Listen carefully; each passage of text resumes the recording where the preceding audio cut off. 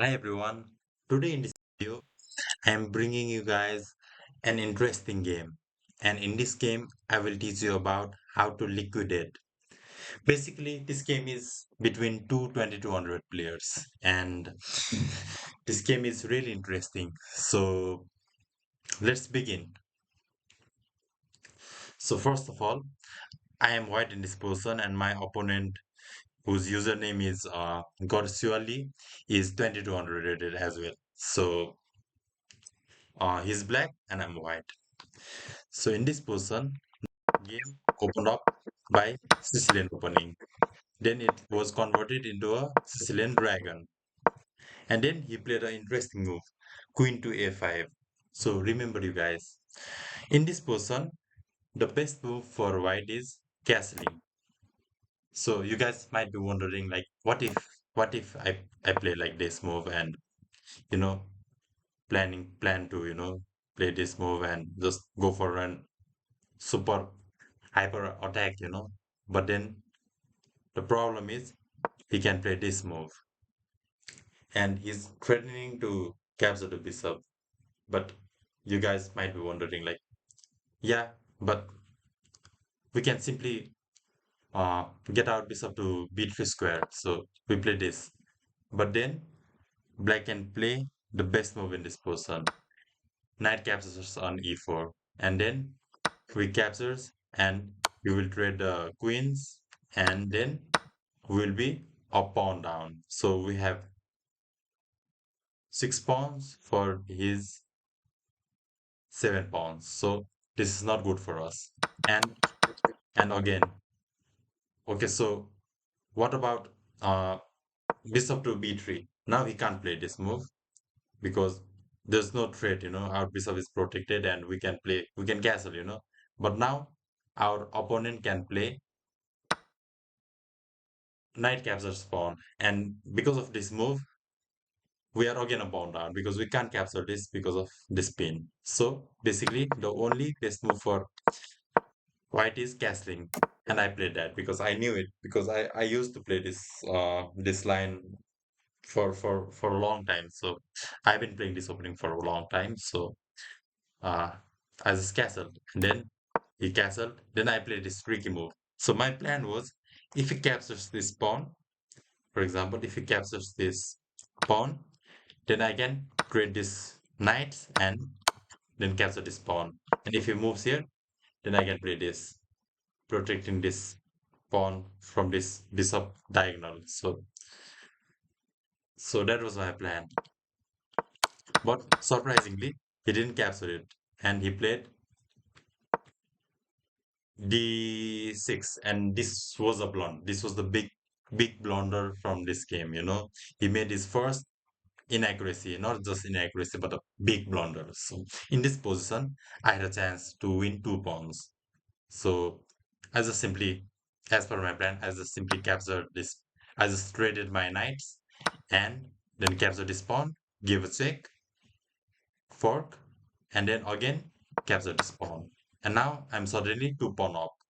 So, and again I'm attacking this, sorry, this queen. So he has to protect his queen. So he just retreat. And now there's a pin. So I can't move this knight anywhere. For example, here the pawn will capture, for here the queen will capture, and if I play something like this, then my bishop will be gone also.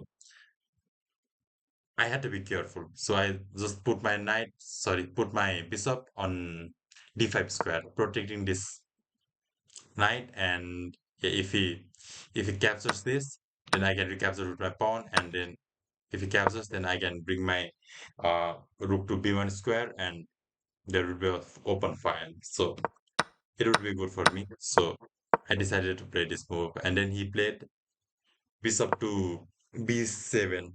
Now he's threatening to capture my knight. So I was thinking that okay, I have to save this too. So there's no piece that can cover this square. So the best move for me is to retreat it. So where should I retreat it? So I decided, I thought for a while, and then I played this move to protect this um bishop from both of these attackers. So I was just defending my piece, and then he captured. He didn't capture it, but he chased my knight. So if I move anywhere, like for example, this is the only move. If I play this move, then we'll simply capture and something like this. So first of all, I traded. I traded the bishops, and then I put my knight in the center. So I'm putting pieces over and over in the center, and that creates some kind of pressure to my opponent. So he traded, so he captured my pawn, and now he's threatening to capture this pawn as well. So I decided to play the best move, and the best move in this position is bishop on d4. So basically, my plan is protecting this pawn and again trading this bishop because this bishop is way too strong in this position. So you guys might be wondering, what about capturing this? This is a free piece, but no, that's not a free piece. I can capture the bishop, and after the bishops are traded, I can take the free queen, and I would easily win. So he didn't capture the knight because he saw that. So in this position, he post this pawn so that this bishop will be untraded, and because his bishop was strong, so now this bishop is weak. All of a sudden my bishop is controlling all this diagonal, putting pressure on this pawn, and meanwhile his bishop is stuck by his own pieces. So in this position, I decided to create even more pressure. I played knight to f4, threatening to play this move, putting attack on these four keys and doing a knight's job, what's the knight's job? To four pieces, and that's what exactly I did. So I was planning to play this, and he denied it by playing rook to e8. So now I can play this and do some four keys.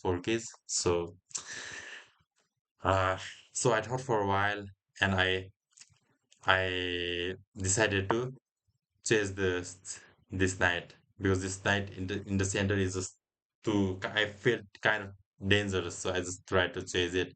He played here, and again I chased it by playing s4, and then he had two options, this and this.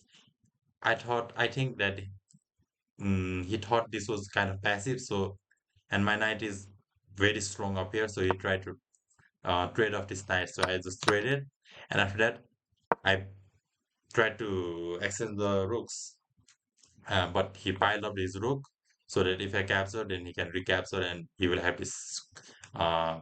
have this um, open file. So I didn't trade it, but I just connected my rooks and just solidify my position. Then he bought his queen on the center to attack this pawn, attack this bishop, and create some extra pressure. So I supported this bishop by playing this, and then he played this attacking this pawn. But then I found a sequence of really good trades. So I I calculated for a while, and then I just decided to exchange pieces. So for example, in this position, he can't capture this because I had captured this. And again, if he captures this, for example, like this, then he can't capture this because it is protected by my queen, and I'm threatening to play this move, and I'm just way too good in this position. So he decided not to trade, but again bring his queen in the center. So I just traded. I'm an extra pawn up, so I have 6 pawns. Meanwhile, he has 5 pawns. So I decided to just trade pieces, trade the queen, and just was going for easy in-game win. So I calculated all this. So he captured my pawn, but now he's under weak pressure because he's in bank rank issues. So I had to play this move, and the only saving move in this position is this, because he can't bring his bishop because of his checkmate. So he had to bring his queen back. So he played this, and I played queen to b5. Now I'm threatening to capture this pawn,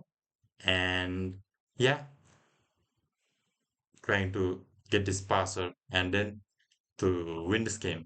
But he didn't want me to do that, so he just played this. He's trying to find a counter. So for example, if I capture this, then this will be an instant draw. So I need to be very careful, before taking some pawn, easy peasy pawn. So I need to be really careful. I needed to be careful. So I didn't capture it, but I played queen to b8 check. Now I'm threatening to capture this pawn. And the only move he has is to block with his queen. So he did exactly that. Block with his queen. And now I captured the d6 pawn. Now this pawn will be a passer, and I was happy that I was going to win. But considering I just had 49 seconds, I had to, I thought I had to liquidate because I was 2 pawns up in this position. So I was wondering, let's try to liquidate, but that's not easy because we can't liquidate all this at once, and I knew that the pawn in game is easily winning for me. So I just tried to uh, liquidate the position. So he played queen to f7, and this gave me a excellent opportunity to liquidate the game. So in this position, I gave a check, he played this. And in this position, I can liquidate all these 4 pieces at once and end up winning this extra pawn. So if you remove all these pieces, then it's an easy win for white because white is 2 pawn up and has a passer. So the first thing that comes to our mind is let's play this move. But then he can capture this, and now he can play this. And now he's planning to play this move and just capture this. And there will be some kind of this game will elongate.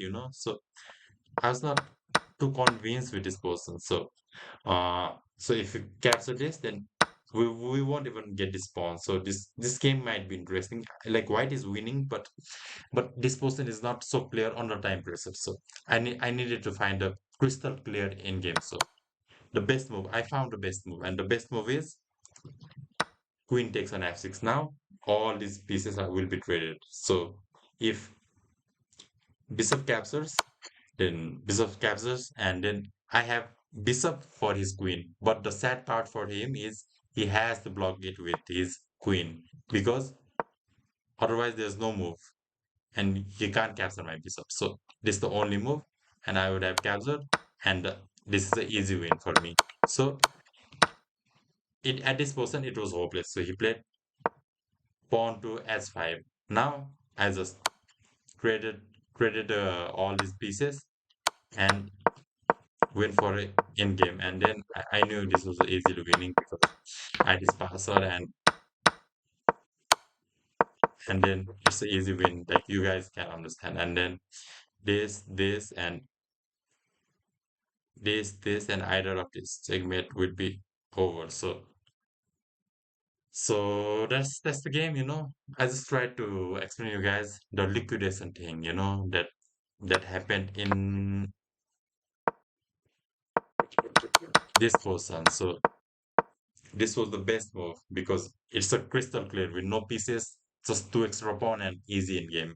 So this game is about how to liquidate the end game where you are up in position. So I hope you guys learned something new from this video. So make sure to share this video with your friends, and yeah, bye bye.